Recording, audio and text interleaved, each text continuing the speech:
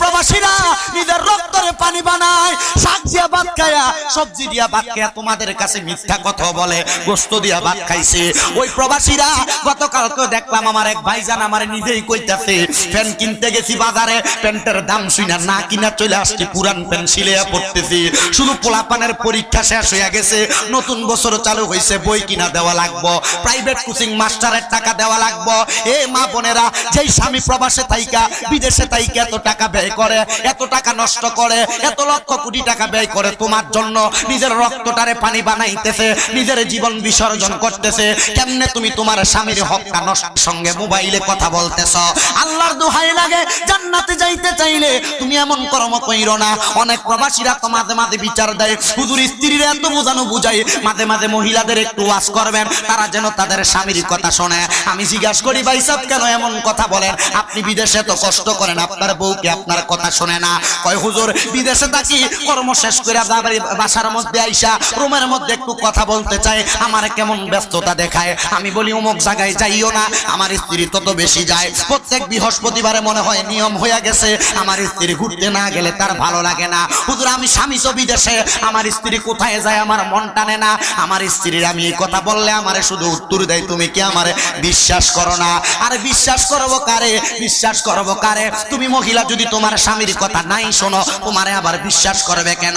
আল্লাহর নবী ডাক দিয়া কই, উম্মতের দলেরা, একটা নারীকে যদি আমি আদেশ করতাম তুমি সিজদা করো আল্লাহর পরে কাউকে, তাহলে আদেশ করতাম তার স্বামীর পায়ে সিজদা করার জন্য।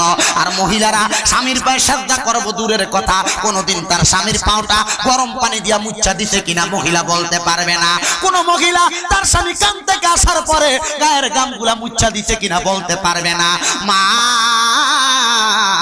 আল্লাহর দোহাই লাগে, তোমাদের পায়ে হাত দিয়া কই, তোমরা যদি জান্নাতে যাইতে চাও গো মা, তোমরা তোমাদের স্বামীর খেদমত করো, স্বামীর কথা মানো, স্বামীর কথার উপরে কথা বইলো না, স্বামীর আদেশের উপর আদেশ কইরো না। কারণ তোমার স্বামী তোমার চাইতে বেশি বুঝে বিদায় তোমার কাছে ওই মহিলা, তোমার কাছে তাকে বিবাহ দেওয়া হয়েছে। আর নচেত তোমার কাছে বিবাহ দেওয়া হইতো না, তোমাকে তার সঙ্গে আবদ্ধ করানো হইতো না। ও মহিলারা, স্বামীর অবাধ্য হওয়ার কারণে জাহান্নামে থাকবা, আর তোমার স্বামীকে আল্লাহ তাআলা জান্নাতি 70টা হুরের সঙ্গে বিয়া দিয়া দিব। ও মহিলারা, আল্লাহর নবী রহমতের নবী আমার জানিয়ে দে, উম্মতের দলেরা, দুনিয়ার জমিনের মধ্যে আমার আল্লাহ তাআলার যেই বান্দীরা স্বামীর সঙ্গে সুন্দর ব্যবহার করবে, যেই বান্দীরা স্বামীর সঙ্গে সদাচরণ করবে, ওই স্বামীকে আমার আল্লাহ তাআলা 70 জন জান্নাতের হুর দিয়া খেদমত করাইবে। মহিলারা কান্না করে, ইয়া রাসূলুল্লাহ, ইয়া হাবিবাল্লাহ, নবী গো, আপনি নবীর কাছে জানতে চাই। আপনি নবী বলেন, আমরা স্বামীকে এত ভালোবাসি, মোহাব্বত করি, আমরা কেউ স্বামীকে পাবো না। আমার নবী বলে, তুমি যদি তোমার স্বামীর কথা মোতাবেক চলাফেরা করো, স্বামীর মনে কষ্ট না দাও, স্বামীর আদেশটা মাইনা কবরে আসো, আমার আল্লাহ তাআলা ওই স্ত্রী 70টা হুরের খাদেমা, 70টা হুরের সরদারিনী আমার আল্লাহ তোমারে বানাইবো।